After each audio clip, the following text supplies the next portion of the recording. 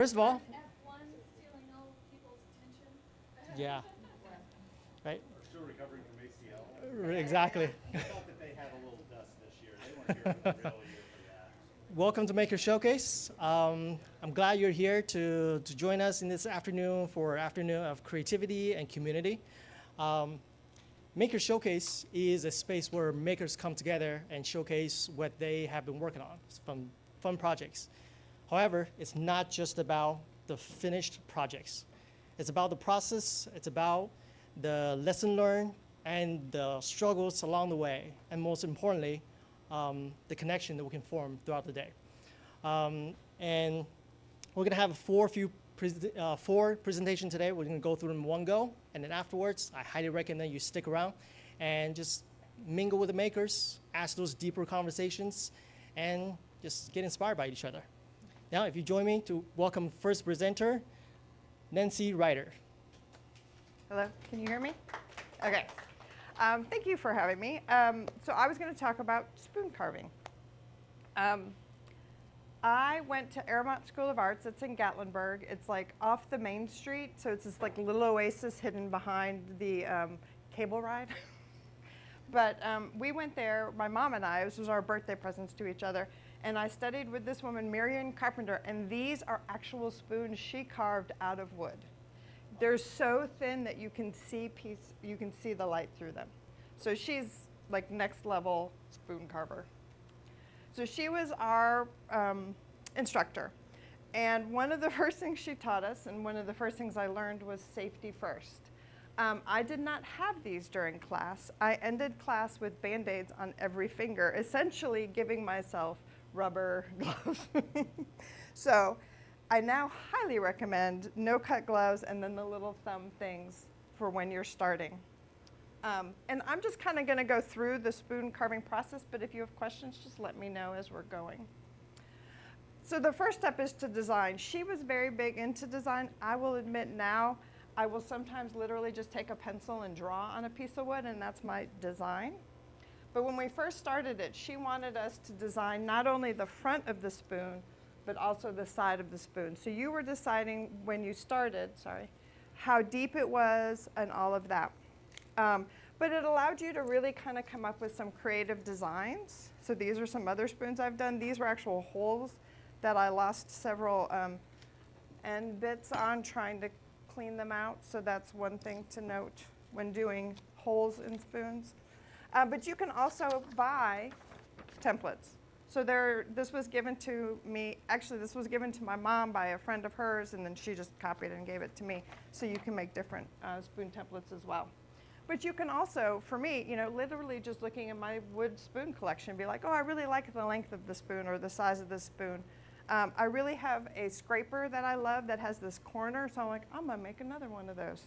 And I have one already, but that's another one I'm doing. So that's the easy part, is the design, or the fun part. Initially, and this is where Asmbly comes in, I come here and I hang out at the bandsaw and I cut out incredibly rough shapes. I mean, you can see I didn't even get close on some of this, kind of doesn't matter. I'm basically just trying to save time by getting rid of all that excess wood, because otherwise that's a lot of carving and cutting. So I do those, and like I said, I literally draw on it now, and so I'm not super good. But you can do this. This is like a 1-inch board, because I'm just going to do a shallow spoon. So I go to the scrap pile a lot, and if there's a nice piece of wood that's like 10 inches, I'm making a spoon. Or even if it's smaller, I can make little spoons, like jelly and jams. Yeah, I have some cute ones. And even like I've done some medium-sized spoons, and then some ladles. I mean, you can kind of do whatever. There's lots of options. When you do a bigger spoon, or if you want to get like this depth, then it is helpful to have that thick piece of wood, because I'm getting a real bowl on this one. So you kind of gauge by your wood shape. Obviously, if I have a thin board, I'm only going to make a shallow spoon. So that is, yeah, some of the design.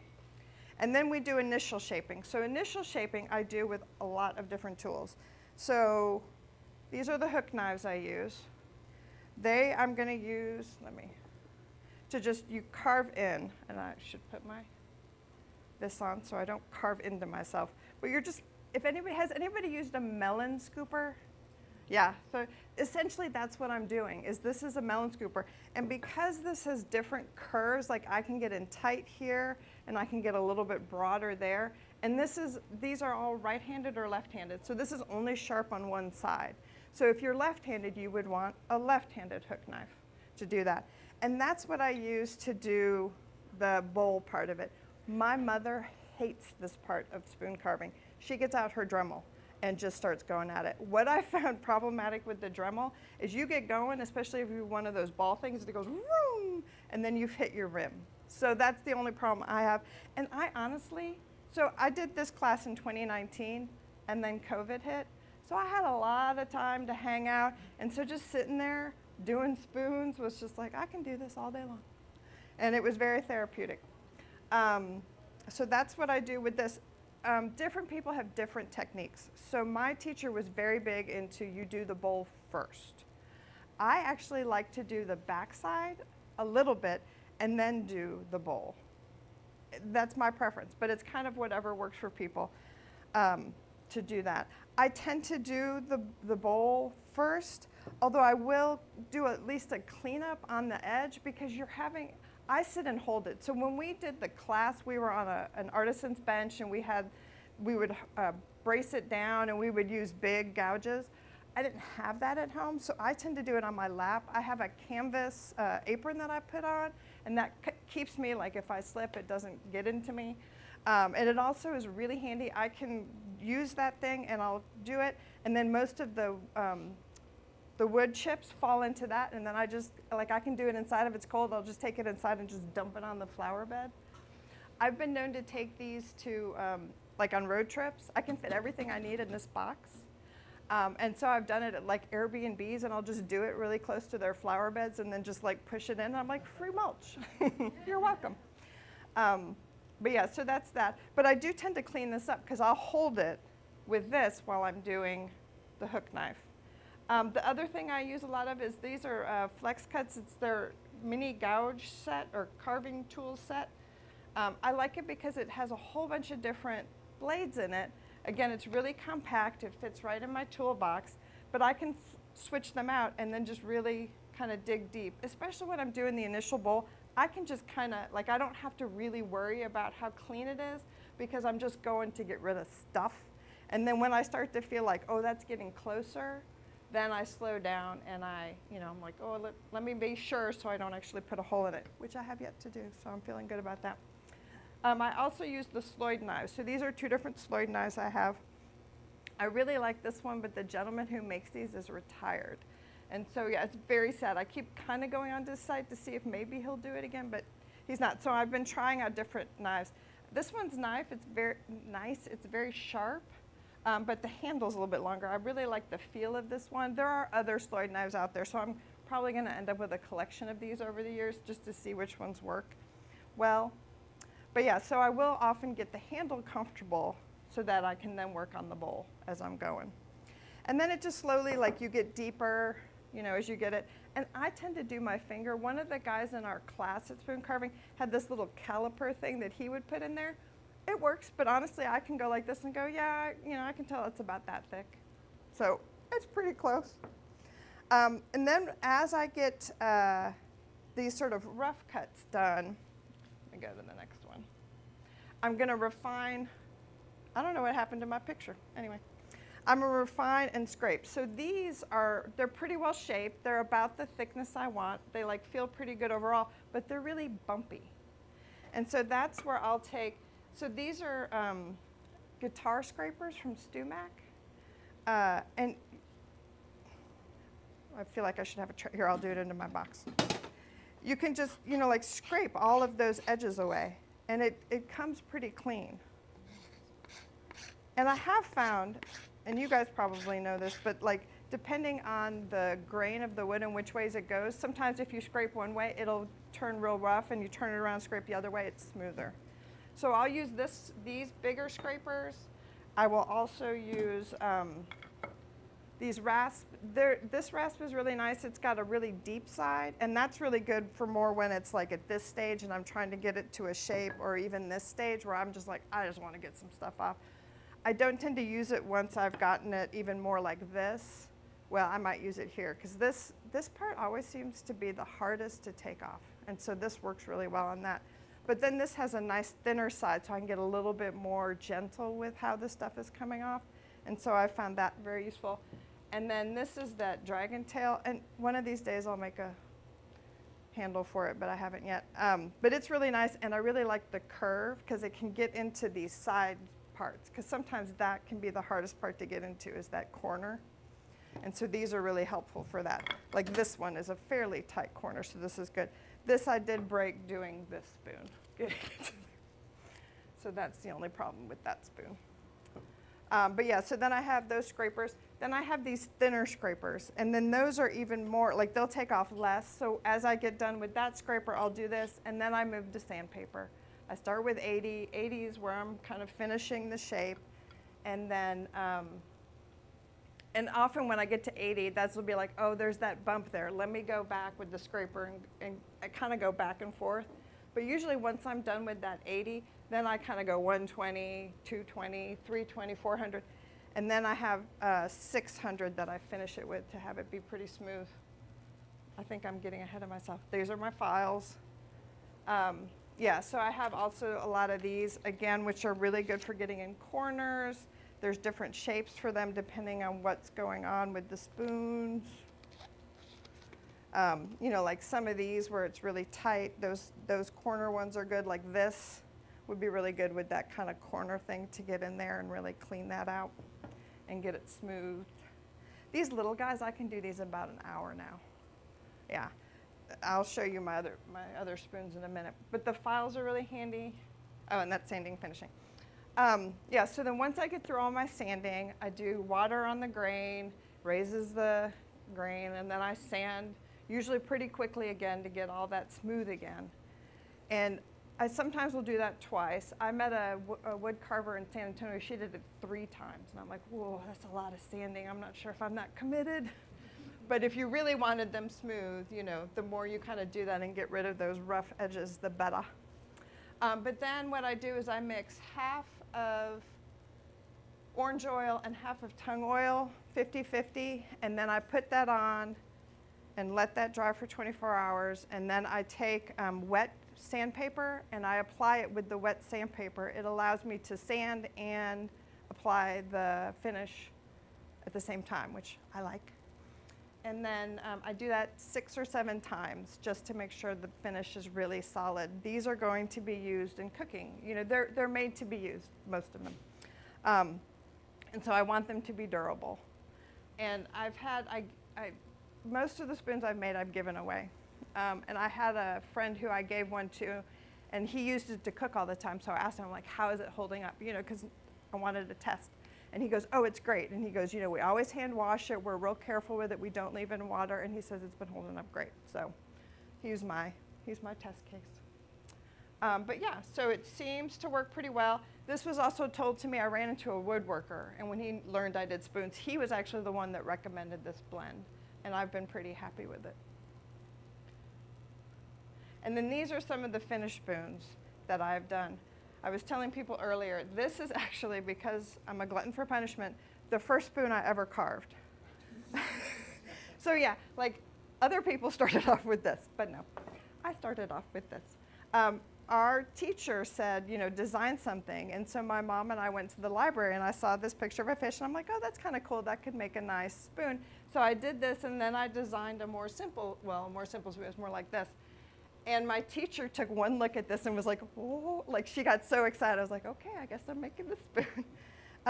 But it was kind of a fun project for everybody because like even the scale work on here, we didn't know exactly how I was going to do that.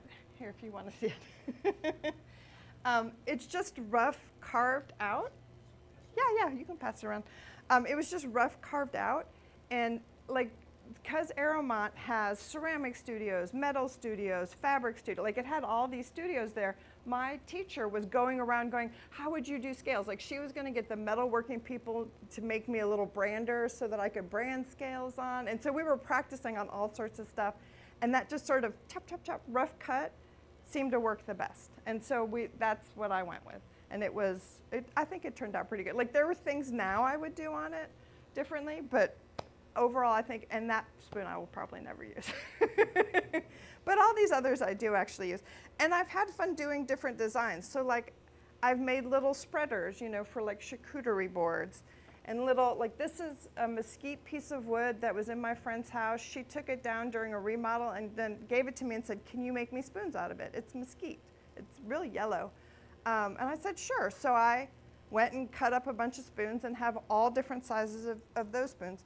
I'm pretty sure this, I think it's mahogany. I'm not positive. I'm not great with wood.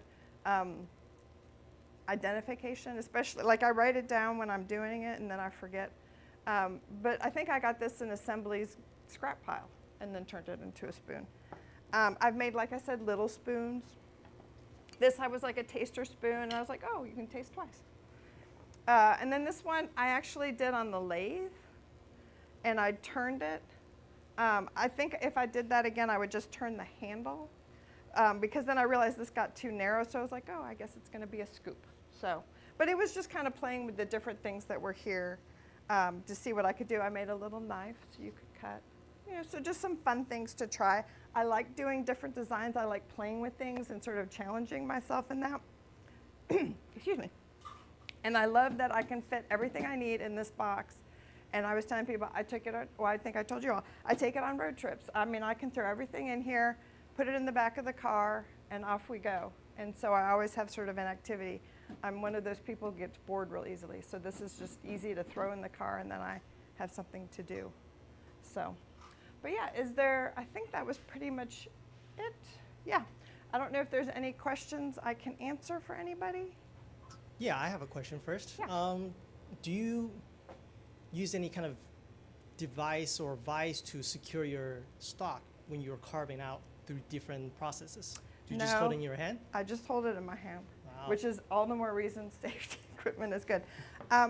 Because I don't, so I have a very little, like I don't really have a work table at home. I have plastic, you know, tables that I put out when I'm doing stuff. So being able to sit and do it was really important to me. And we have a really lovely backyard. My husband's a avid gardener. So to be able to just sit in the backyard and do it was so nice and peaceful that I found that as long as I have safety equipment, I don't tend to cut myself. But this is very important. And I have to replace it, like, because I find I will nick here. You can even, well, this one's not too bad. And so I've gotten to where I'll just buy like 10 pairs at the same time. And they flip around, so it, you know, can work. Yeah. Follow-up question. How long does it take you to make one of those big spoons? You know, the thing is that like I'll be working on spoons like in a whole series. And so the only reason I know how long it takes me to make these smaller spoons is I actually made some for a potter in town who wanted to do like jam and jelly jars. And so I made 30 of them. And I'm like, well, let me see how long this takes me. So I kind of paid attention. But like I'll work on all 3 of these spoons almost simultaneously. Like I'll get bored with one. I'm like, all right, now I got to do something else. Or if I'm holding it for so long, I'm like, I got to do something different because my hand's tired. So then I'll get out the scraper and I'll work on this spoon and clean it up. This spoon, which is my most elaborate, I did in a 1-week class.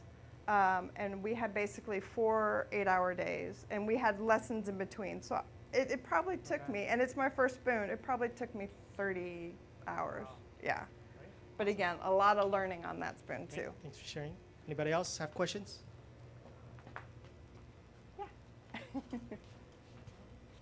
I just had a question about your finishing process. Yes. You mentioned you used a wet sandpaper with the mix. Uh-huh.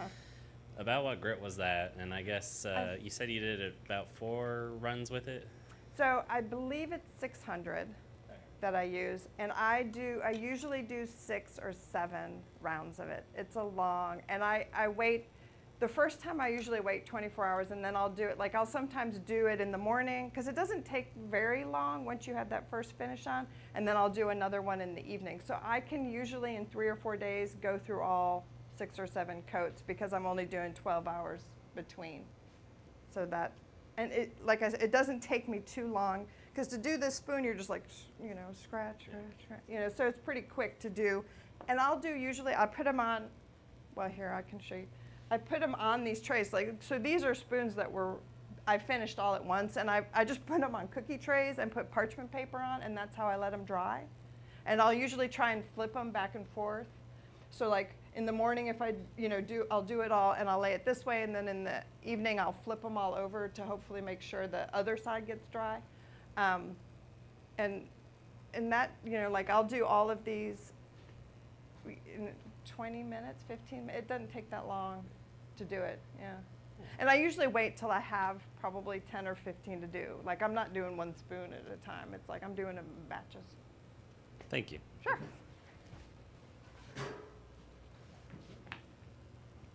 Can you talk about the material selection? Is there like a right and wrong type of wood to use? I will say cherry is one of my favorite, and that's what this spoon is made out of. I made cherry is really nice, maple is really nice, and walnut is really nice. Walnut is just such a pretty color. The mesquite is hard because of this big grain, and so you end up with these kind of ridges almost. So that was the only problem with that. I did an oak spoon for my mother-in-law, and that was kind of a pain. It was a piece of oak from her house, and it was like, oh, so that was hard.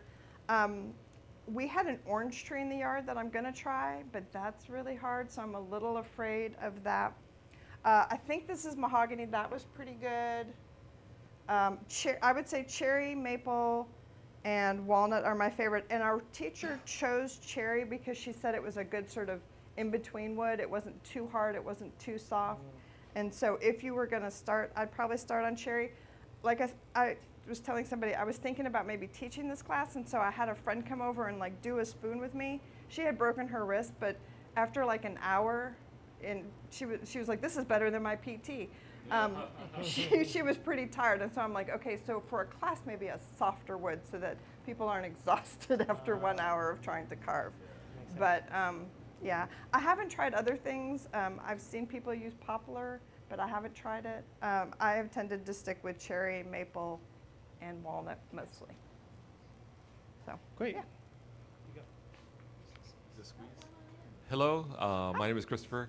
I have a question regarding the oak that you used. Did you use red oak or white oak? You know, I don't remember. It was a piece of wood from her collection.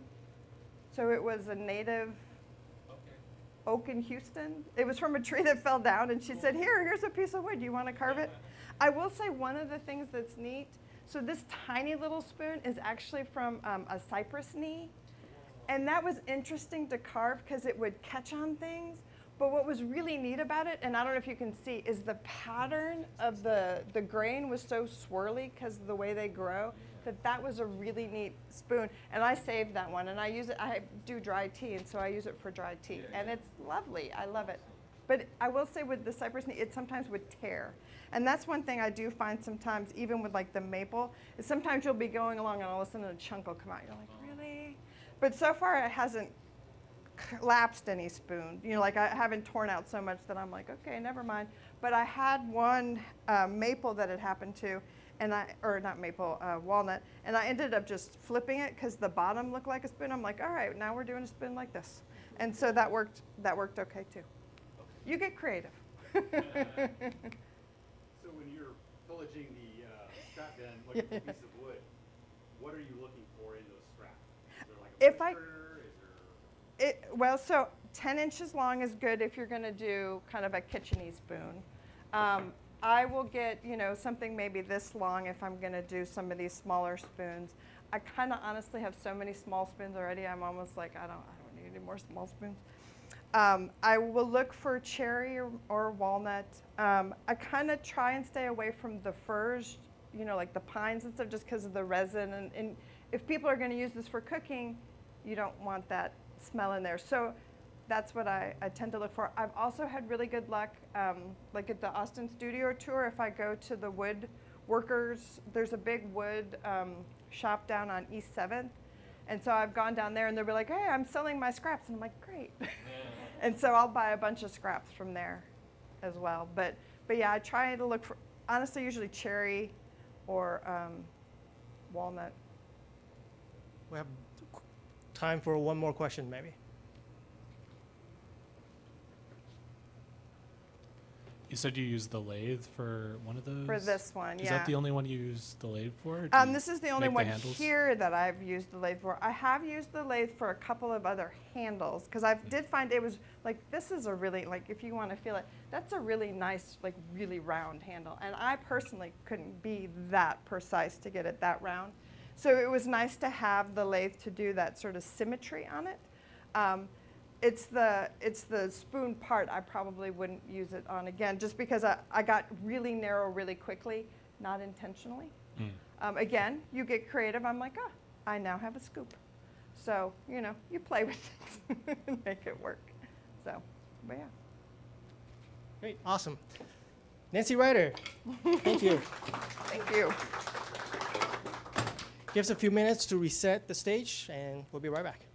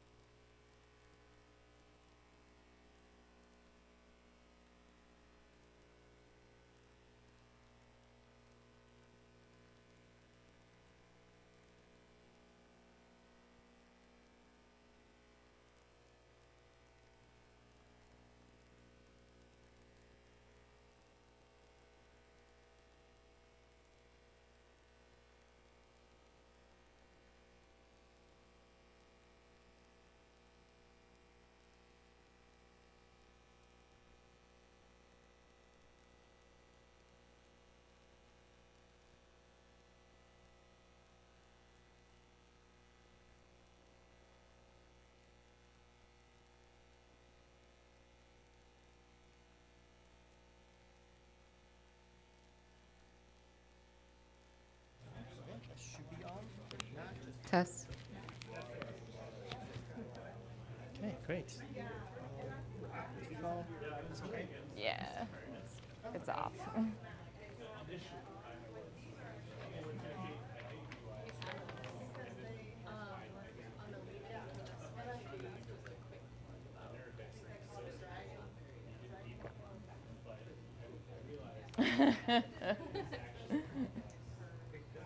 I was like, I don't know if I'll have as many questions. Or All maybe right, more.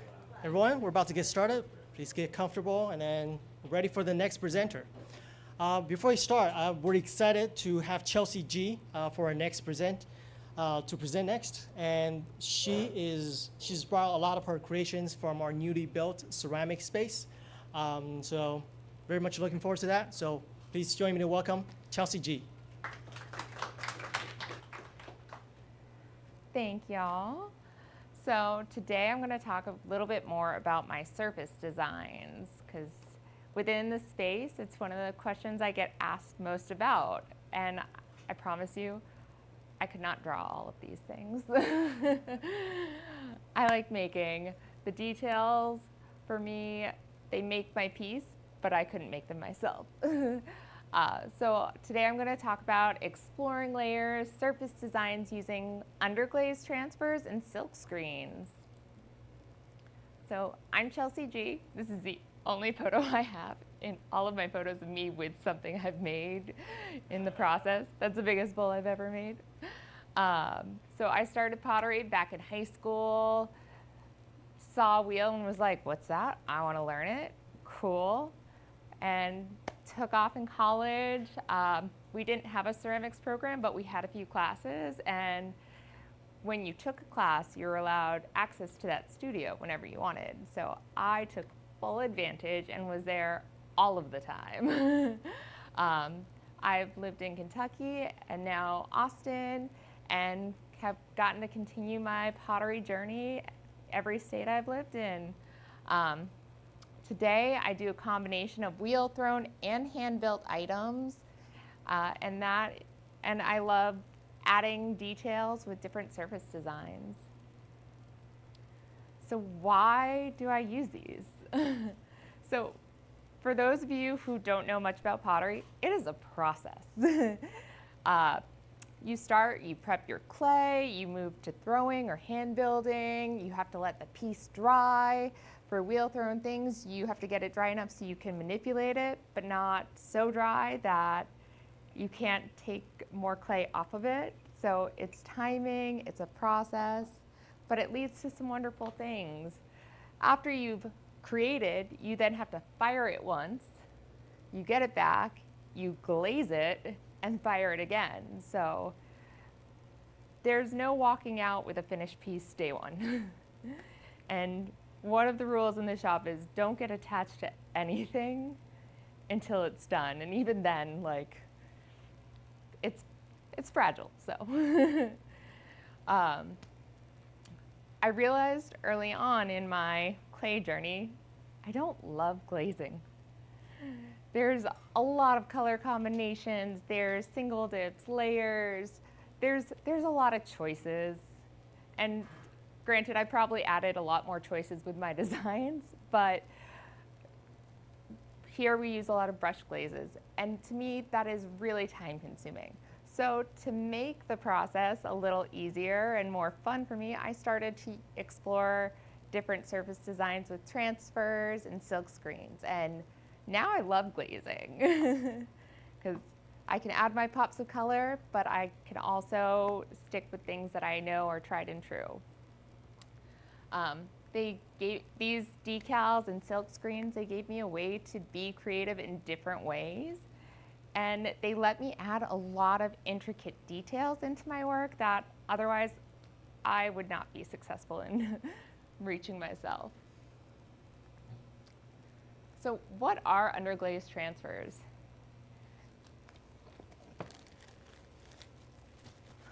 They are printed designs on rice paper. So I tell people to think of it like a temporary tattoo. We've all applied temporary tattoos at some point, maybe not in a couple years, but So it comes down to picking your design, cutting it out. So with some of my designs, I cut them into smaller pieces. So I'm not using a full sheet, but I get my design and then I can place it on how I want and where I want. So giving me a lot of flexibility in how I'm applying it. You can buy these, and I have a slide at the end with resources, but you can buy them online at our local clay supplier. They are made commercially. You can also make your own. If you are an artist, unlike myself, you can create your own designs and just have a way of not putting it on leather hard or bisque-fired clay, trial and error before. You can write on with pencil on rice paper and then use a thin underglaze to make your own design. So it's a little bit more forgiving. And it, again, really great details come out. You can repeat things and you have nice clean lines. So materials that we use when putting this all together, your clay piece, you can use it when it is wet, leather hard, bisque fired. So you can apply these at any point in that clay journey, which gives you flexibility. You need water. You can use a plastic rib tool or your fingers, sharp scissors if you're cutting out your designs. I've used X-Acto knives as well. Your pottery sponge, that is my favorite tool. And a tiny paintbrush, which you can either use to like add in underglaze from your rice paper that didn't transfer over, or to clean up little bleeding that happens if you've added too much water. And in this little video, I'm even using it to give me a little more water in certain spaces to apply the design. So this is a nice little patchwork pot. So again, when we're talking about the steps of using these transfers, you're going to position your transfer with the design on the side of clay, like you would a temporary tattoo. If you have it on the wrong side, you're going to get a big smudge, which I've done. Usually starting in your center of your design and then working your way outwards. That way, if there's any uneven surface, if you're using it on a round form, you have your starting point and then you can adjust from there. Versus if you're starting on an edge, you might not get that transfer exactly where you were hoping to. When you see that color start to change on the back, get a little more vibrant, we know that that transfer has adhered. As we're pulling away, you're going to do it really slowly to make sure that your transfer has happened. Again, temporary tattoos, we've all done it where we've been a little overzealous and started to remove it fast. Half of it comes off, half of it doesn't. But if you're taking it off slowly, your positioning is still there, so you can still get it back down with either using a little rub of your finger, a little more water. So you get to see a nice, fun transfer. You're gonna adjust based on how wet your clay body is when you're starting. So if it is more moist, your transfer's gonna adhere probably really easily. It has in my history. If it is pretty dry, well, your clay just wants to draw all that moisture you're putting on into your clay, and so you might need to add a little bit more water as you go. Starting slow with your water, because if you put too much on, your whole design will just bleed.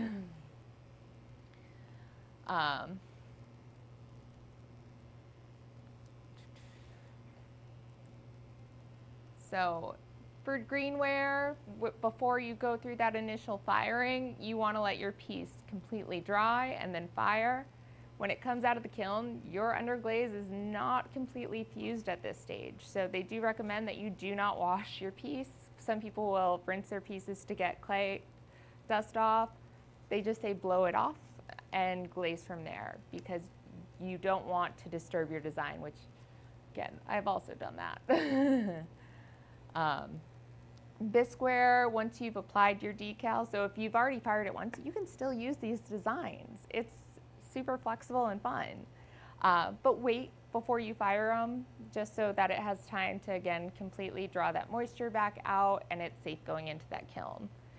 For those of you who aren't as familiar with pottery, water and moisture are like the kiln's evil nemesis. It can cause pieces to break, crack, explode. We try and stay away from that when we're going in the kiln. So some challenges that you might come into when you're using these transfers yourself. Sprinkles, if you're using too much water, they may tear rice papers pretty thin. There's been times where I'm trying to rub it in and I'm like, oh, I just pulled that design away. Cool, we're gonna go a little lighter in that spot. You might have it be a little uneven depending on if you're starting on your middle and working your way out or starting on the end. Glaze can run when you use excess water. One of my designs here, you can kind of see, you guys can look at it after, my design ran a little, and I made this one a while ago, so I can't be certain if it was me putting the design on or the glaze, because that can come into. I think this one was putting the design on, because clear glaze tends to be really safe. But using soft brushes are things that I recommend. Your finger, a lot of time, start with less water, add more as you go. When glazing, use thin, even coats of a zinc-free clear glaze, because again, that could potentially cause your design to blur, which doesn't always look that bad. I will say, I have a few flower mugs that I've made where I'm like, this adds a little character. When in doubt, just tell people it adds character. I did that with purpose. And then silk screen dreams, making clay look its best.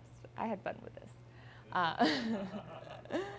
So why use silk screens on pottery? I mean, we've heard of using it on shirts, on glass, on other mediums.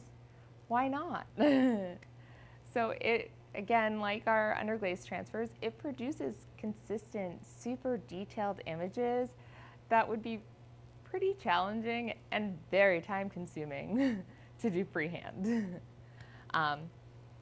They're so flexible, they work with underglaze transfer, stroking coat, your regular glaze, so you can use any of the glaze products. You only need to ensure that you have your silkscreen medium, which I'll talk about next. But it's awesome because you're not limited.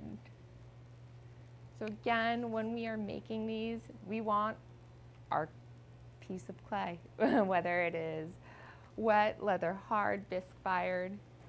You are going to want a bowl of water to have on hand to put your silkscreen in afterwards.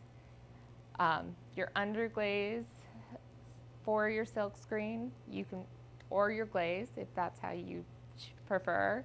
You can pick any colors, noting that dark colors tend to come out most vibrant in the final firing. And then Mako makes a silkscreen medium, which I think Nick is trying to replicate here at the studio. But I have a jar. It was $3.75 like 7 years ago. It's probably gone up. You love that inflation. But I have used an unnoticeable amount with as many times as I've used it. So a little goes a very long way. And then $3.75, not $375. Yes, $3.75 or 375 pennies. So when prepping our screens, if you buy a commercial silk screen, you can make your own. I'm again gonna play with my strengths and not my weaknesses on this presentation, and so I buy mine. Mako makes them, and they come in a giant sheet where the first thing they tell you is outline your design. And then when you're cutting it out, you're gonna leave a border. I leave a bigger border, that way if I'm messy when I'm applying my silk screen, it's more forgiving, and that way I can hold on to a piece to be able to pull it up.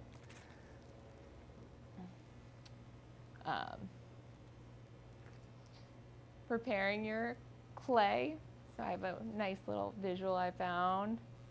So you can see they picked a stroking coat glaze on this one. They're adding just a pinch. When you add your silkscreen medium, you let it sit in there for a few seconds and you'll see it's like gelatin almost. It firms it up.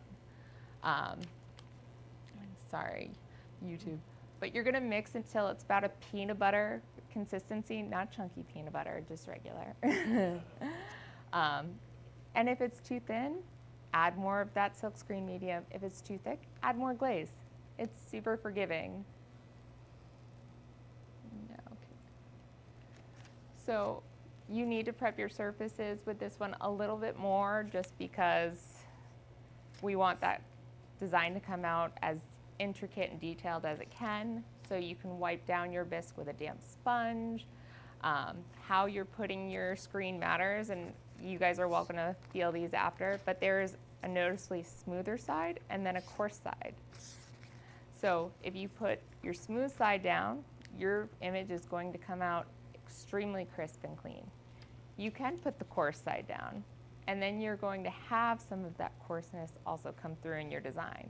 So again, purpose or character, we can make whatever we want. Holding your screen in place as you're doing it is also important. So I call this finger painting. We all did it at one point in our lives. It comes full circle because you can use a squeegee or a rib if you prefer. I have also seen individuals that will use a jelly plate and print their design onto a jelly plate and then transfer it on. So there's endless options. I've had pretty good luck doing the designs, and you can see like super detailed. And people ask, they think you did it yourself. So when you're removing your silk screen, you're just like your transfers, you're gonna be gentle. You're gonna make sure that your paste is still wet. So if you've ever painted a room in your house and put painter's tape up everywhere, painted all those edges, and waited till that paint dried, you know. You risk ripping everything you just did up. So making sure it's wet, you're going to have a cleaner release. You can use the same silk screen multiple times in a row. They say 2 or 3, and then rinse it. We want to make sure that the screen remains clear enough that the glaze can continue to pass through without getting clogged. So this again can be fired over glaze or on bisqueware. Be careful handling to make sure you're not disturbing that base glaze. So if you're doing a layer of glaze and putting a design on top of it, you want to be careful. I've had a lot of success using underglaze and even putting this on right after, and they make these beautiful layers. But you can do that with glaze as well. Keep in mind that this paste that you're making with the medium, it's meant to dry up. So if you were to leave it uncovered in 10 or 15 minutes, you'll come back and it's a glob of hard. You can save it though. Add your water, rehydrate it, get it back to that same consistency. I do this so often. Avoid using glazes, underglazes without the medium, because if you were to do that, everything's going to go through that screen extra fast and you're going to end up with a very abstract design.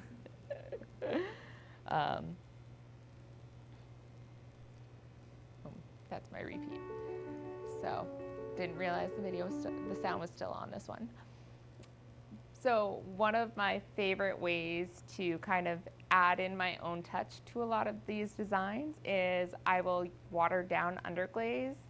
I do even have like the watercolor palette that Amco makes, but if you water down your underglaze, it's just as effective and a lot more affordable. You can paint in your designs, and the black that's underneath will come through, or the blue, whatever your base color is, does pop through, and then you end up with an even more personalized piece. My mother stole that platter from me when it was done. 'Cause- Thank you.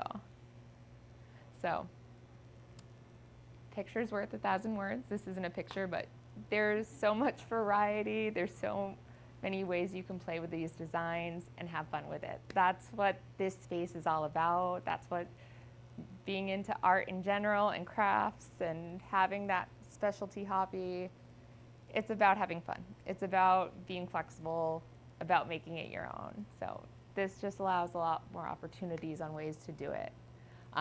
There are many commercial suppliers for underglaze transfers. Some transfers I personally used are Elon transfers, Sandbow Studio, and Superdent. And the silk screens I use are Mako designer silk screens. These are available, with the exception of Superdent. The other three are available at Armadillo. They're available at online ceramic suppliers like the Ceramic Shop. Most of the smaller shops also have their own websites, but I've even found them on Amazon, like the Superdent ones I found on Amazon. And for the price of one of the other transfers, I get 4 or 5 sheets. So I'm all about being thrifty where I can. If you are using Amazon, this is my plug for on behalf of the kiln operators. Please make sure that you are using designs that are meant for ceramics. Not all of the postings are clear, but some of them are. There's a lot of transfers out there for polymer clay, which doesn't go in a kiln, will burn off. So just be mindful of what you're looking. If anyone has any questions, you are welcome to contact me on Discord or the Slack. It's Chelsea with a Y at the end. I think I'm the only one in our system for now. My last name's Georgioulis, but you can call me Chelsea G. And that's my piece. Great. Awesome. Thank you, Chelsea. Any questions do we have from the audience for Chelsea? Hello, my name is Christopher, and this is a great presentation. I have a question regarding the transfers. It looked like you can overlay them, correct? Yes. Have you encountered any reactions depending on the layers you use, where the colors change when you fire it? That's a wonderful question. Unless you are purposely mixing them by adding a lot of extra water, the colors will come out tried and true. Actually, I pulled up one of my original inspiration. This guy, Riot Ceramics, he uses silk screens, underglaze transfers, and just creates these beautiful layered designs. And similar to the video of, I call it my patchwork pot, you can layer them. People will cut out small details. Like I have these small spiders. I'll put those on top of an underglazed decal I have of spider webs to create multiple layers, and they come out crisp and clean, which is one of the reasons I really do love these. Okay, and then a follow-up on the silk screen portion. Can you make your own silk screens using the laser cutter, or how is that done? There's multiple methods on how to make your own silk screens. A lot of people will even do designs with a Cricut or a laser. I've made I like leaves and organic shapes, so I've cut out leaves on my Cricut with even cardstock, and then I've applied underglaze around it to have that negative space. But yes, you can create these using our textiles or a laser shop for sure. Okay, cool. Thank you. Of course. Anyone else? Questions?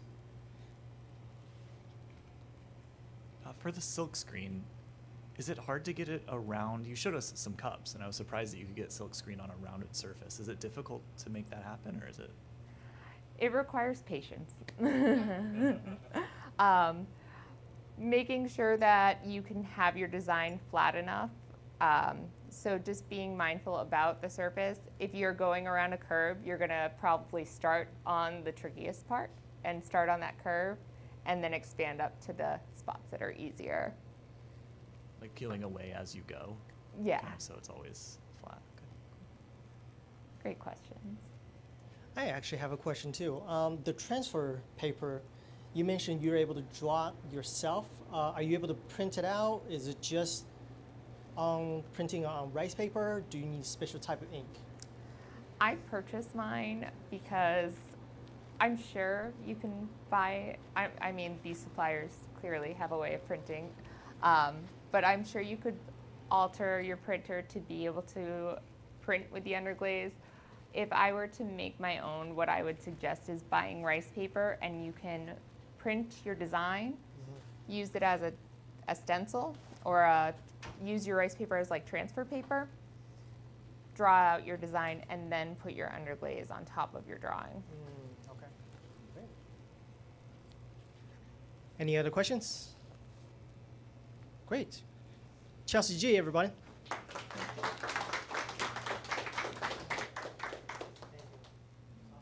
Thank you.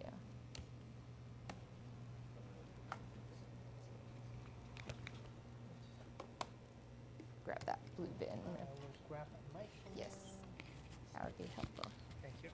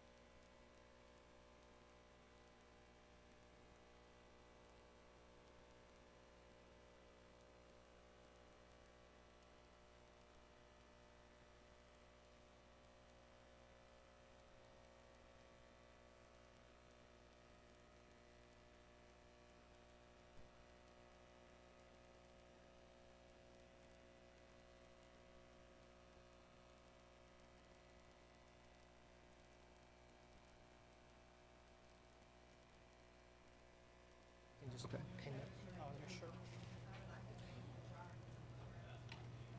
There's a clamp in the back. Yeah. It's already on. Should try not to press the power button. Okay. Up here? Yeah. Are you ready? Yeah, I can go. Everybody hear me okay? Oh. The feedback balance on the mic is very nice. I like the speaking mode. Cool. Hi. Well, welcome. Thanks. Allow me. Next, we have two presentations back to back of talking about a recent contest we just concluded. It is called Maker Coin Challenge, and so we're very excited to see this presentation and be welcome to join me to welcome Evan Powell. Hi. You probably came here to learn tools. I came here to teach magic. So we're going to talk about conjuration. And if you're not familiar, that's just making objects appear out of nothing, preferably using some arcane symbols and whatever else. And just remember, by the end of this, it doesn't stop being magic just because you know how it works. It'll be all right. So what I'm going to go through, I'm going to do a little bit of prereq on additive manufacturing. You do need to know a little bit about 3D printing to sort of understand the things I've got before. Go through the arcane symbols that I use to do some of this. I'll show you what I did for the maker chip and for the organizer and Q&A. Unfortunately, for time, I had to cut any orb pondering or surviving level 1. You'll just have to figure that out on your own. So what is additive manufacturing? The rest of this talk will assume a little bit about 3D printing, but the very, very minimum you need to know. Most manufacturing, you take a block of material, you remove what you don't want, and you're left with a finished piece. We instead take a model of a thing that we want, slice it into layers, and then print those layers from molten plastic. So you can, instead of like starting with some material, you start with nothing. You can do a lot of manual work, get exactly the model you want, do a lot of tweaking, and then print a thing. There's lots of places online that people share these models, so you don't have to like write your own spells to start.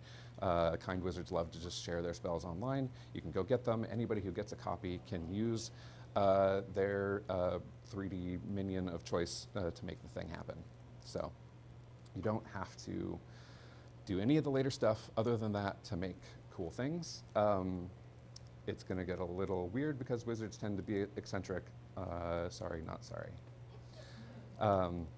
What you end up with at the end is basically what you've digitally modeled and printed in tiny little layers of plastic. That's all fine. You do a lot of work to make a thing in a modeling software. It is the 3D click and drag. You do a lot of manual stuff. What would be really awesome is if instead you could just write some text in arcane symbols and then have that thing show up, right?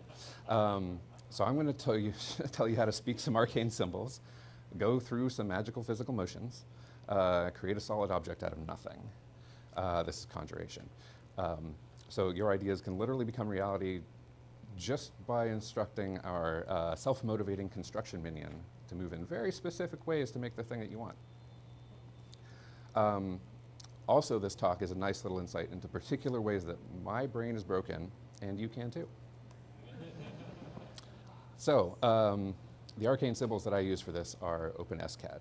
It's a language and a program that interprets that language, a coding language, produces 3D models. It's open source. It's made specifically for modeling solid 3D objects. That's what the S is for, and it's built for programmers. We should pause here a little bit for a warning. Magic is dangerous. I can't recommend that you do this. My brain was already warped by programming, years of employment, interest, training, enjoyment of this stuff. So when I got into 3D printing, OpenSCAD was the easiest CAD for me to pick up. I find it arcane, it's annoying, it's inspiring, and really limiting all at once. I really don't know what you'll find down this path. The only magic that I can guarantee is that hours will disappear. So OpenSCAD works with computational solid geometry. It takes very primitives, puts them together with Boolean logic. So if you want a cube, you can make a cube of any size that you like. If you'd like a sphere, you can make a sphere of any size that you like. If you want a cylinder, you can make a cylinder of any size that you like. If you're paying attention, that's not a cube. That's not a cylinder. it's arcane. That's what I can say. You can then use combinations to stick those things together.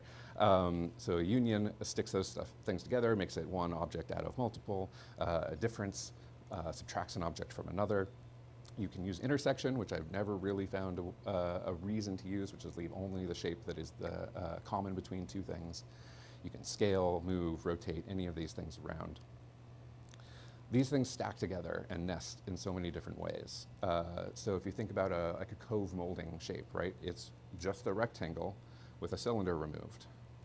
And now if you have that same shape and you make that a negative volume, you can use it to round and fillet any square edge. So now you have nice round fillets on your squares. It's just you had to use a few extra arcane symbols to get there. Yes, it's arcane. So here's a little bit of OpenSCAD code that I did using those objects that I put together. This object that I showed is literally those three primitives. One of them moved, a couple of them differenced, and then the cylinder added in.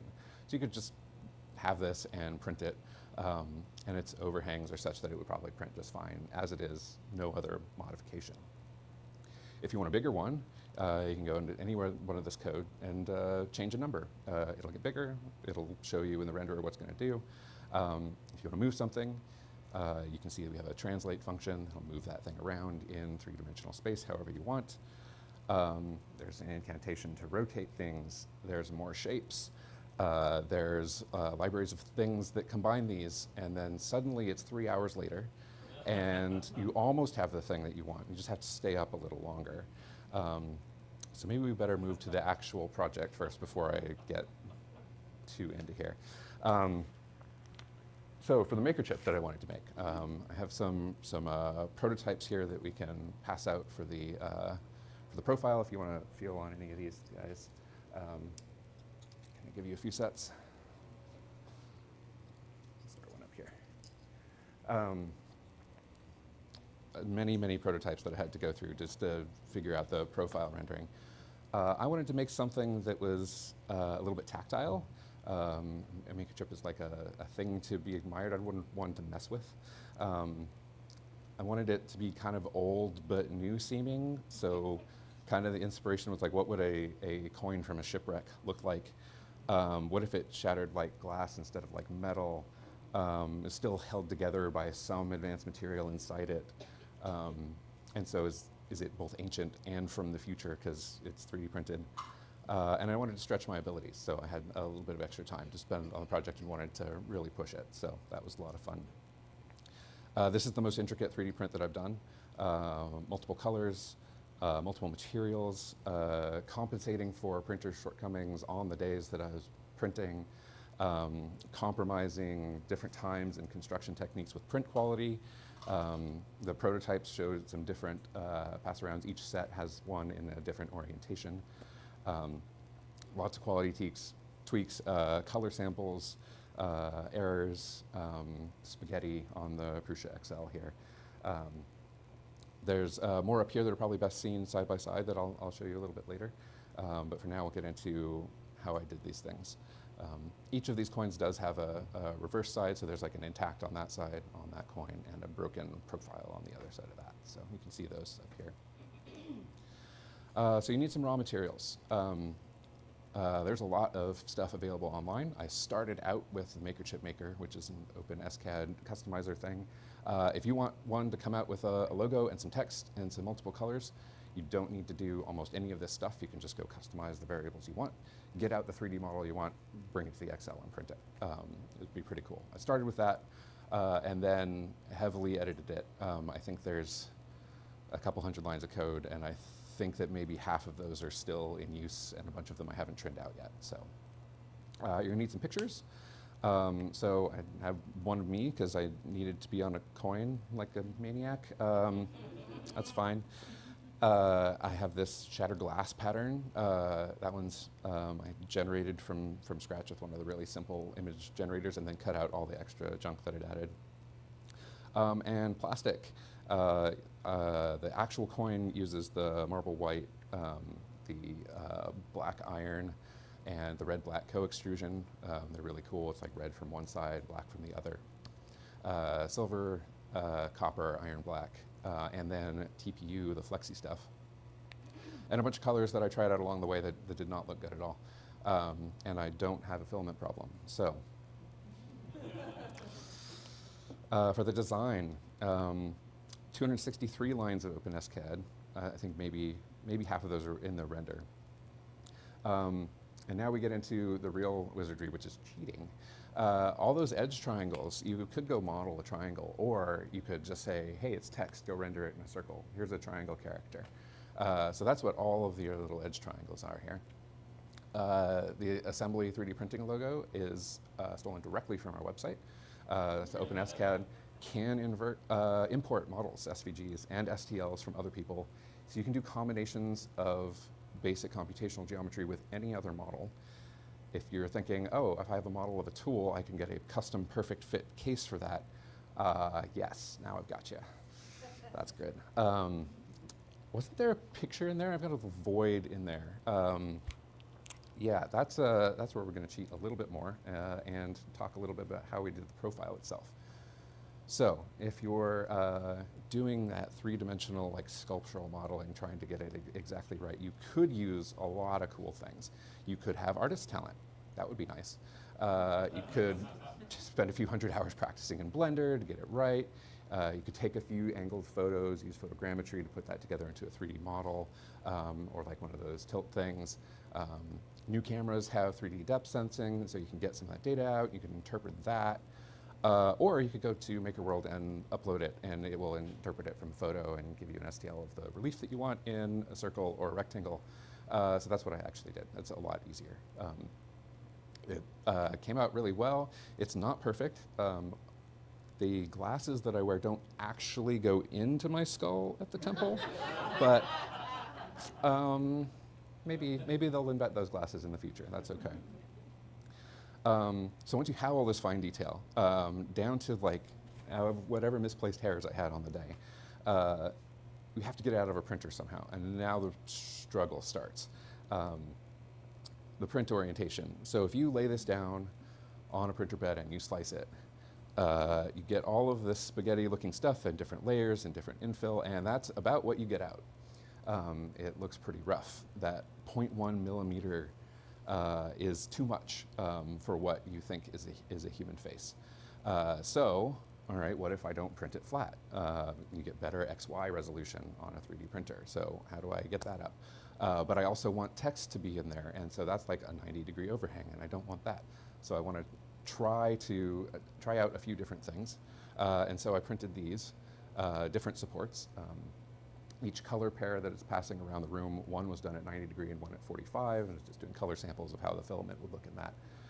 And so they literally print with these supports on them. And it's so easy to take off that this one's basically falling off. But this one stands on the print bed like this. This one stands at a 45. And you can choose based on your printer's like cooling and ventilation which direction you want to do for the print to come out like exactly right if you really want to get into tweaking quality. I did, like I said, I was making hours disappear. But it turns out 45 degrees looks great. 45 degrees on a multicolor does not look great. It does a bunch of supporting on the back end, and so you don't get almost any of the nice fine detail out of that first layer and the really smooth stuff. So I needed both. I needed it to be flat and I needed it to be 45. And that's what the void is about. So I printed these flat, so you get the nice smooth texture here with different colors, and it has a void here. And then I printed a few different smaller ones with your edges cut off. And if you go slightly large, you and an X-Acto knife can make this a snap fit. And so that's what the final coin actually is a couple prints snapped together in their space. If you're asking why at this point you've been paying attention, if you want that much detail, why wouldn't you just take the resin printing class? Yeah, I would recommend it. It would work great. You get the resin thing out. It could even still snap fit into your multicolor FDM. It'd be awesome. I did what I did for magic, I guess. Yeah. So now let's break it, now that we've got it. How do we do this? This was the most manual work and the most brain-breaking piece of it. So if I have a model and I have a pattern to subtract from it, can we just use the difference function? We've got a model, difference it out. Kind of, but not quite. I really wished it was that easy. I spent a couple days finding out it was not. Slicers only really apply one level of this Boolean logic, and so anytime you take out a negative, it is completely negative. I can't say negative, oh, except for this material, right? I want those little TPU strings holding this stuff together, which I did a bunch of experiments with that came out in various different ways that didn't quite hold on. I wanted that to happen, but the slicer will just cut it all out, right? So magic caused this problem. Maybe magic can fix it, or just go deeper down the rabbit hole.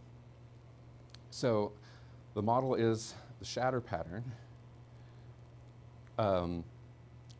extruded in height, minus a little 0.8 millimeter cylinder at a particular height that will let the TPU layers exist in there.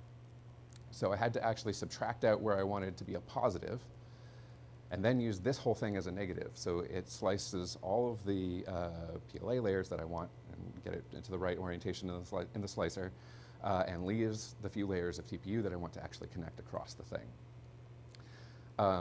The sort of painful parts of this in some of these iterations, I got 4 colors of PLA and 1 TPU. That's all 5 tool heads on the Prusa XL.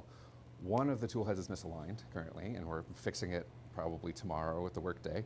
But that means that none of that connection stuff is quite going to work out, even if I use Extruder 2 for TPU. So the cylinder is the most forgiving big ol' shape I can put in there. If it's off by 1.5 millimeters, that's okay.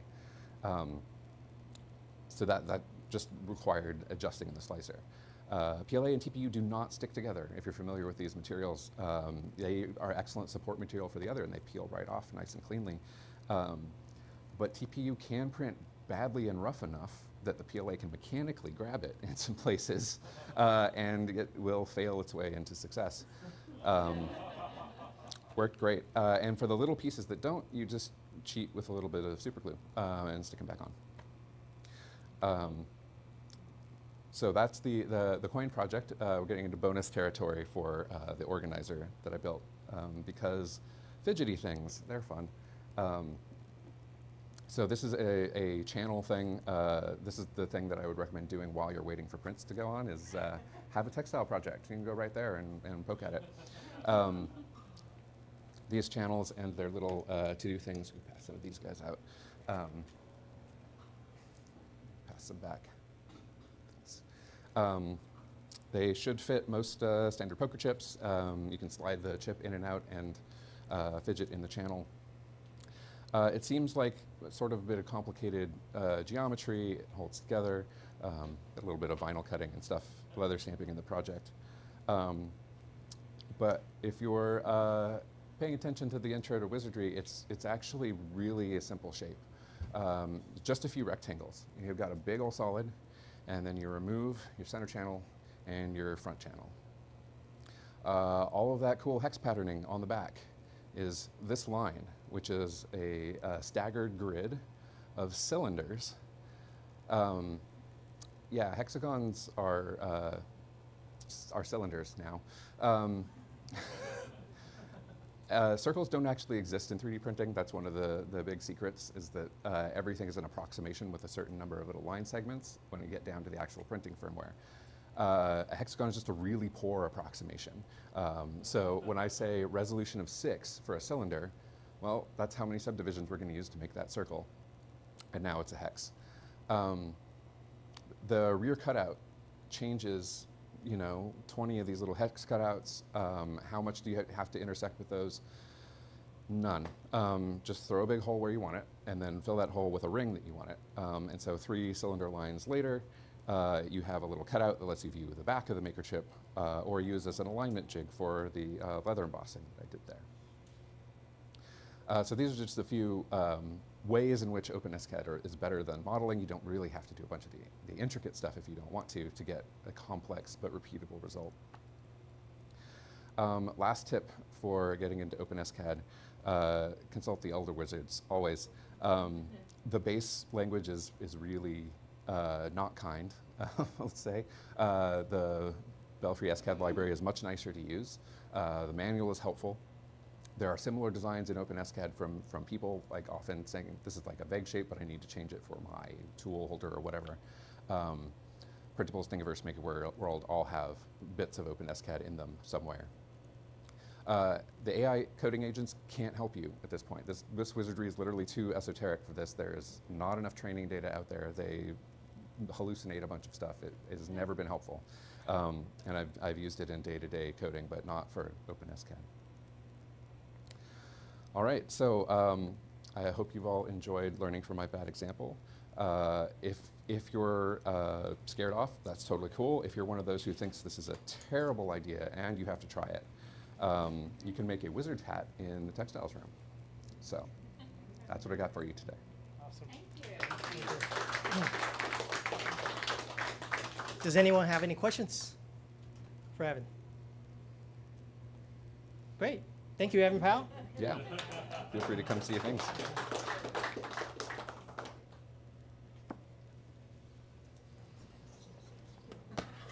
All right, we're going to reset and we'll be right back.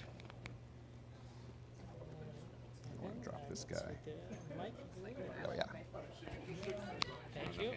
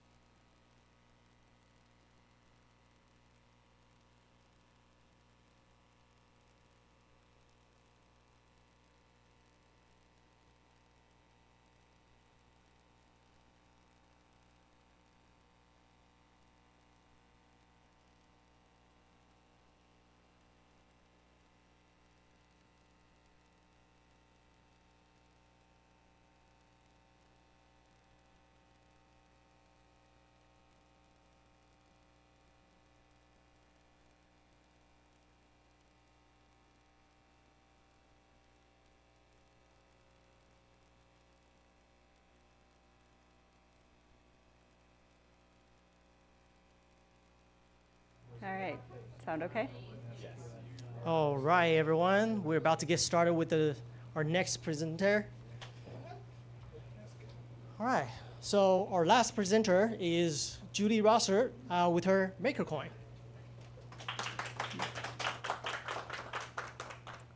Hey, so yeah, we did the Mako Chip Challenge. It wrapped up at the end of September.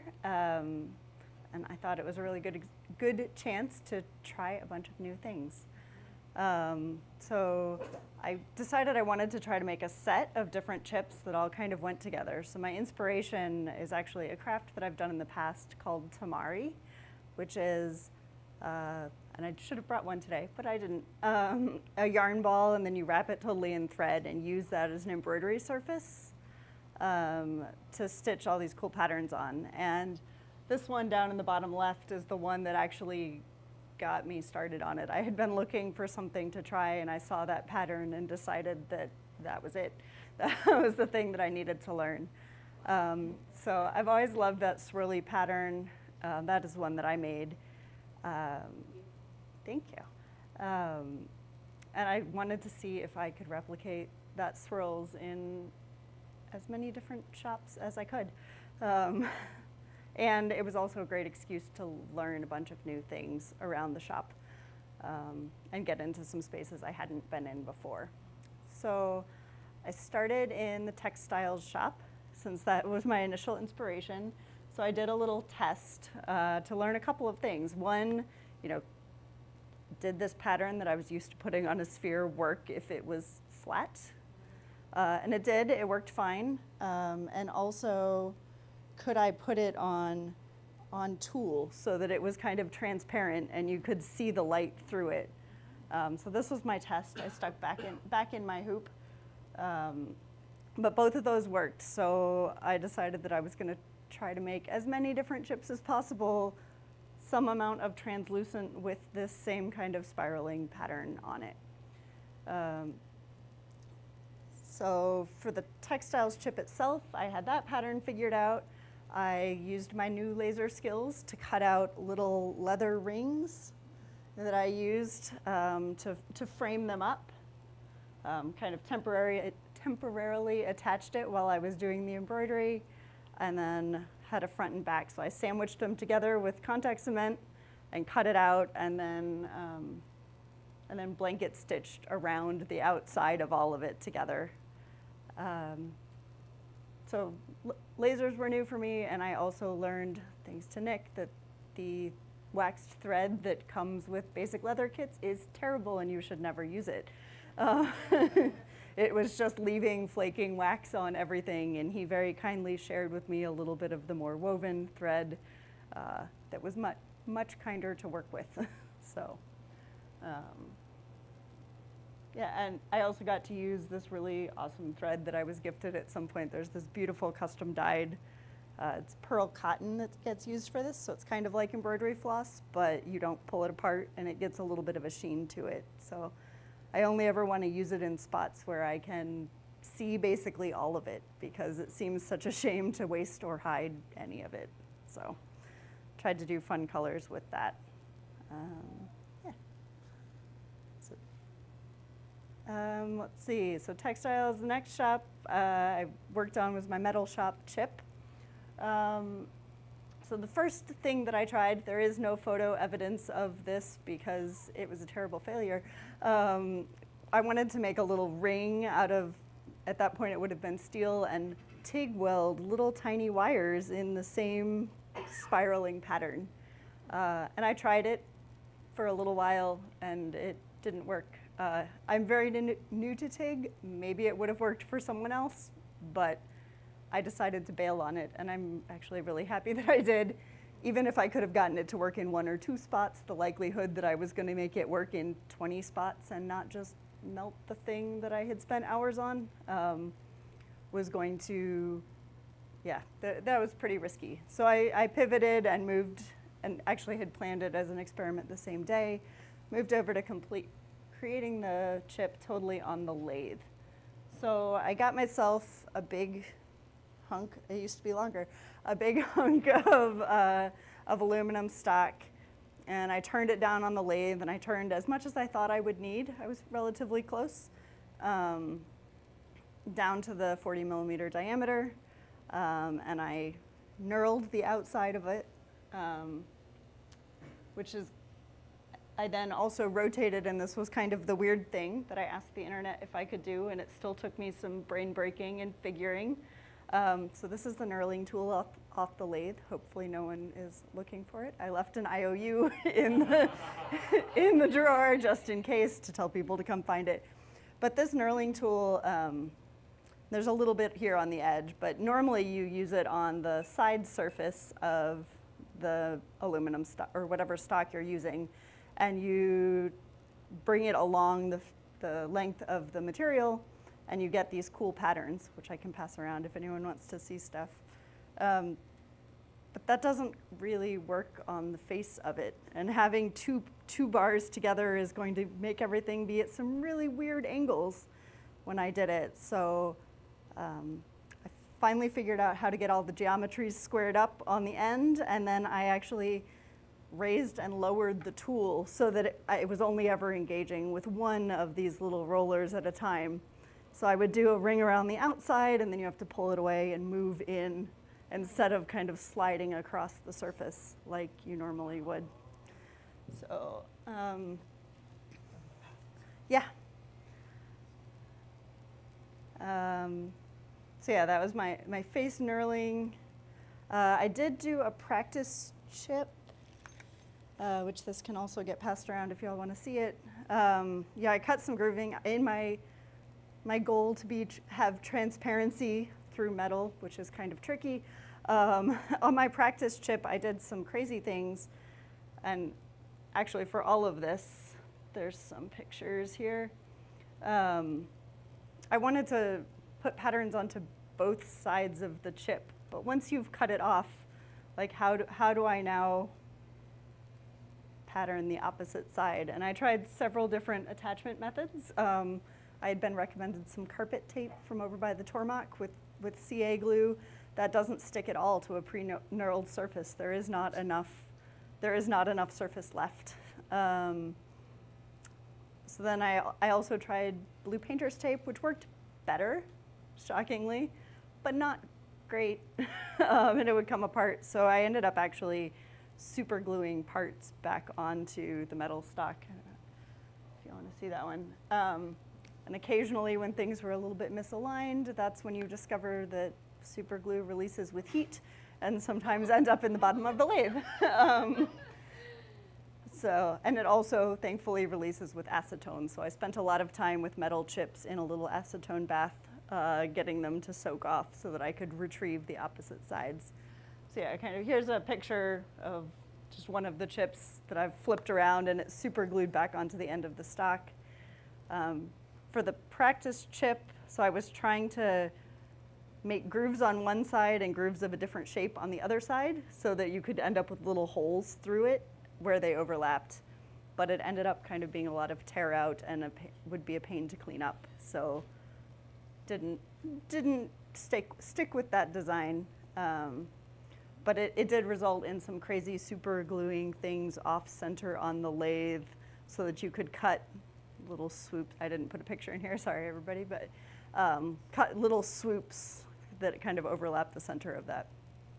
But what I ended up doing was a second chip here, and I used aluminum blacking, which is kind of like steel blackening or bluing, steel bluing. It's a different chemical reaction because it's aluminum, not steel.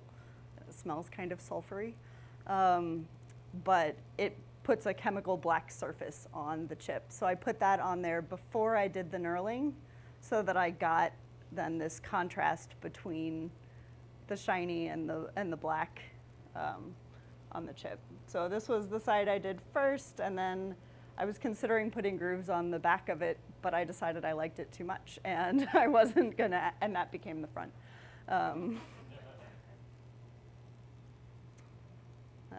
Yeah, so got to definitely learn some brain-breaking geometry of getting things to work on the lathe that I hadn't seen in person before. So let's see, next I moved on to the wood shop. So I wanted to have a wood chip, and I guess I could hold all of these up, but we can pass them around too. But a wood chip with, I wanted epoxy in this crazy swirly pattern that you could see through so that you could hold it all up to the light. So I designed this piece before my fusion journey began, a little later. I designed this in Shaper Hub and used the Shaper Origin. I was planning to use the Shaper Origin to cut it out. I cut it into a deeper piece of wood. I didn't cut all the way through because there's going to be all these tiny triangles of little pieces of wood, and I needed them held in place. So I was cutting into a piece of wood to use it then as a mold for the epoxy. I was using a 1/32 inch bit. That should work out fine, right? Maybe. Sure, yeah. No, that did not work out fine. There was a lot of tear out as I got into the tinier details. I didn't even finish cutting this one out because I could see that it was not going in a good direction. So back to the loop, redesign it, make all of this a little more spread apart. That'll surely work. No. Still too many details, still need fewer of them. But I was cutting pretty deep also. I was kind of as deep as my bit was, because a 32nd inch bit has a very shallow cutting depth. So I was like, well, maybe if I just cut shallower, it won't push all the wood out of the way.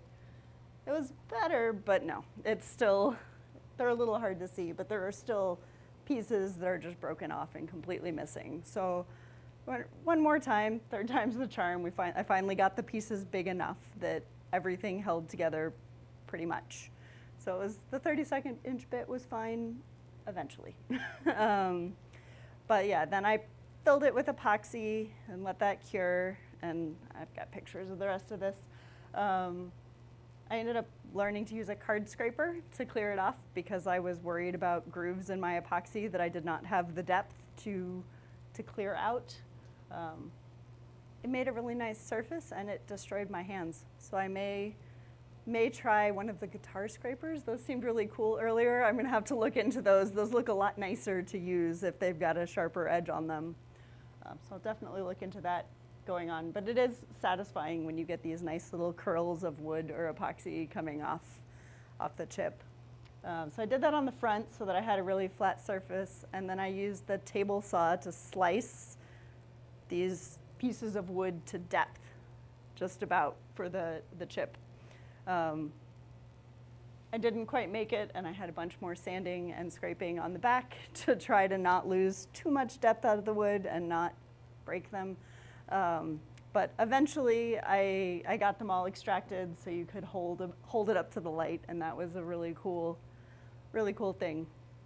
But now I had a translucent chip stuck in this piece of wood, and I had not planned this in advance, so I would do that differently in the future.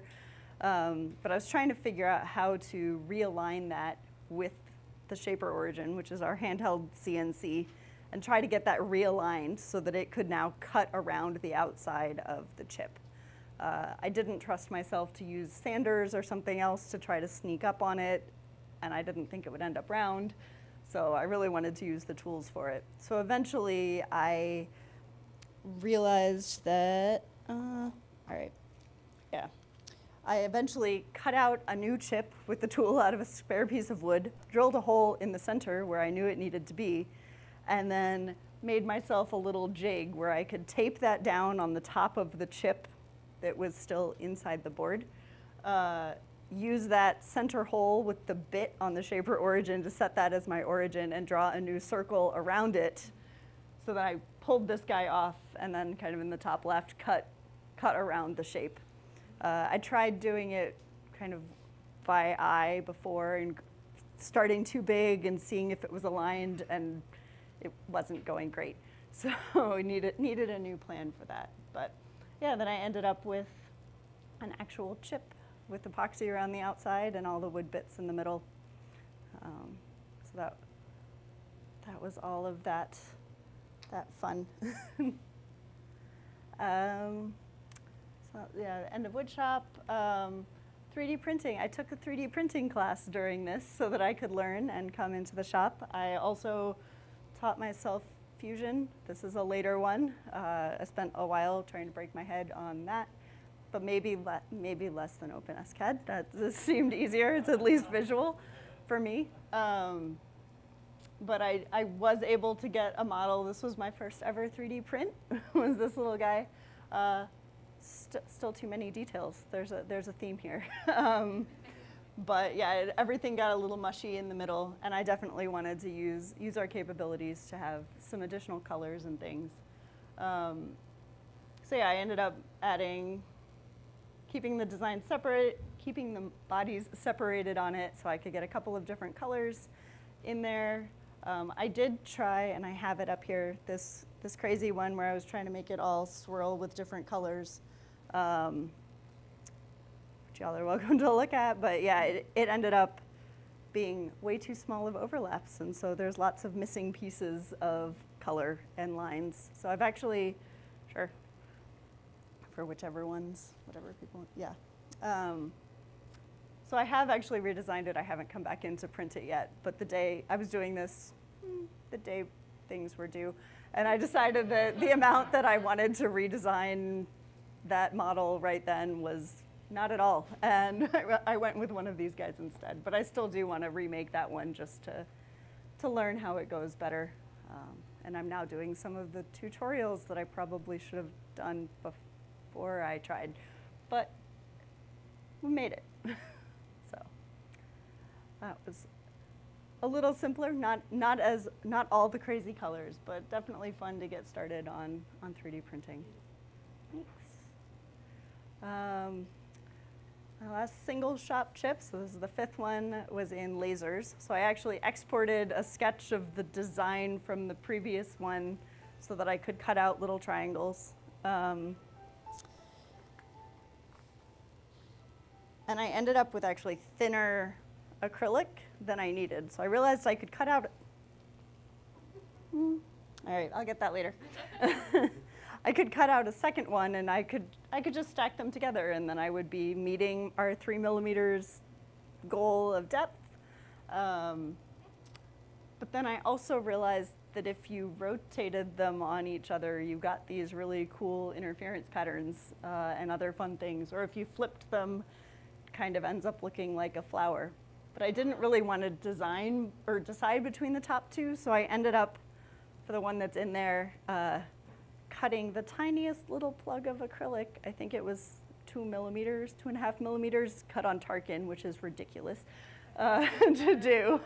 And I shoved a little plug in there and glued it to one side. So the one that's in there would actually be able to rotate back and forth at least a couple of times before it destroys itself to adjust between them.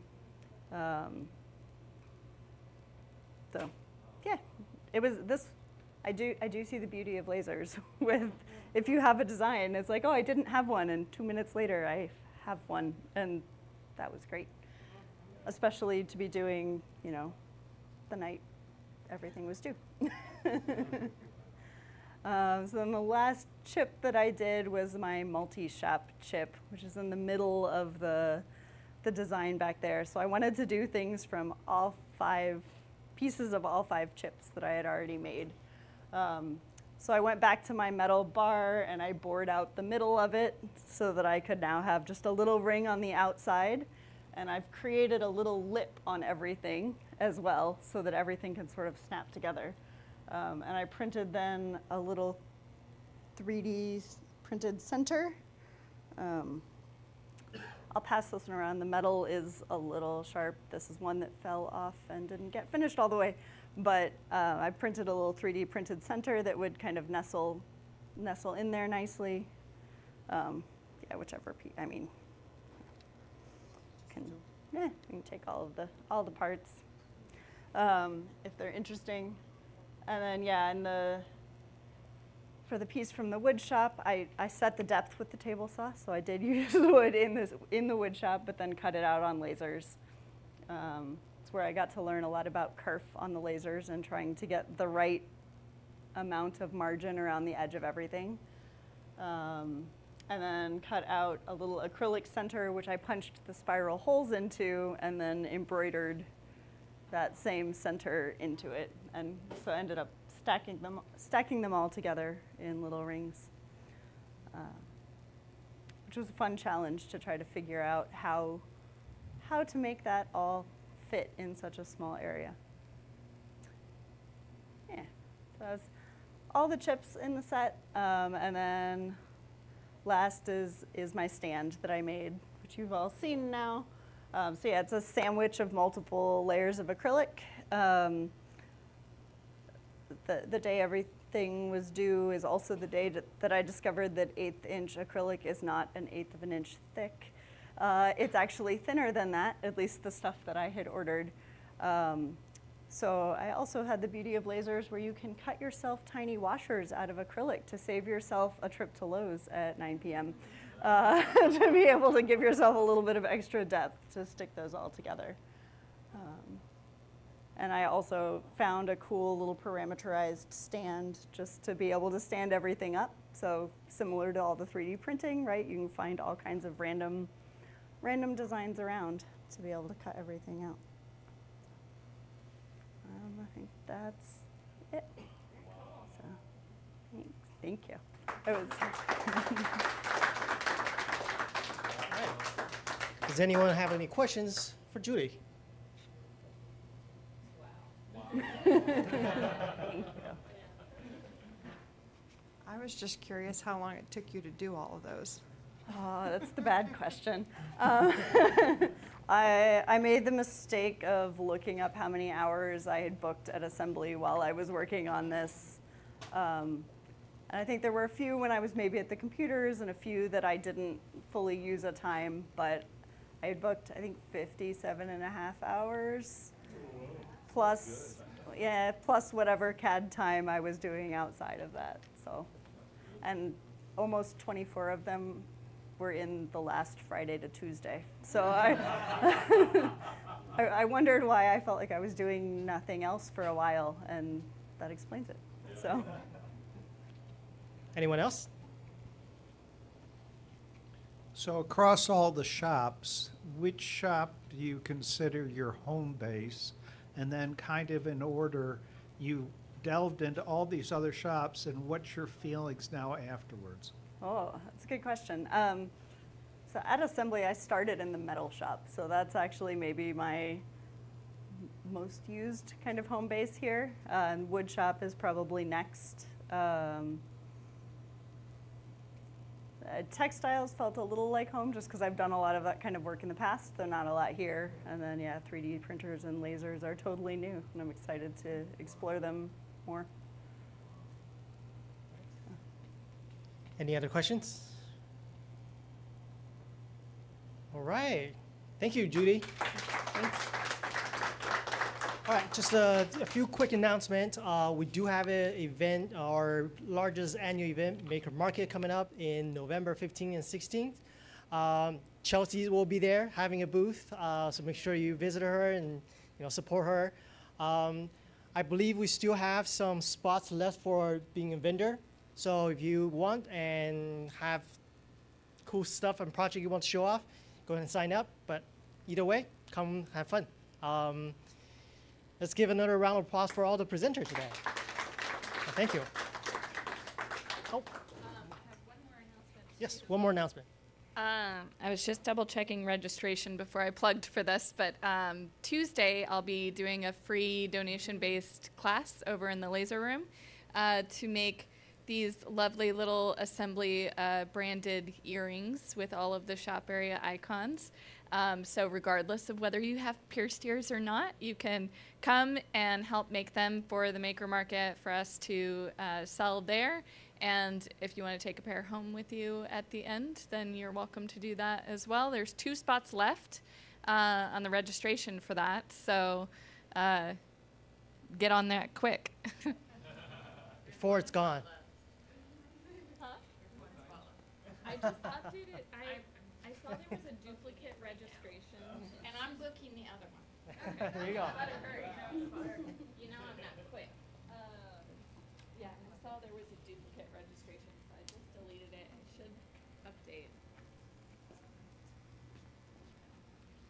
Great. And with that, thank you all for coming. Hang out, stick around, talk to the makers, and we'll see you next time. We do have an orientation at 3, so we're going to be kind of resetting the room somewhat as Yep. we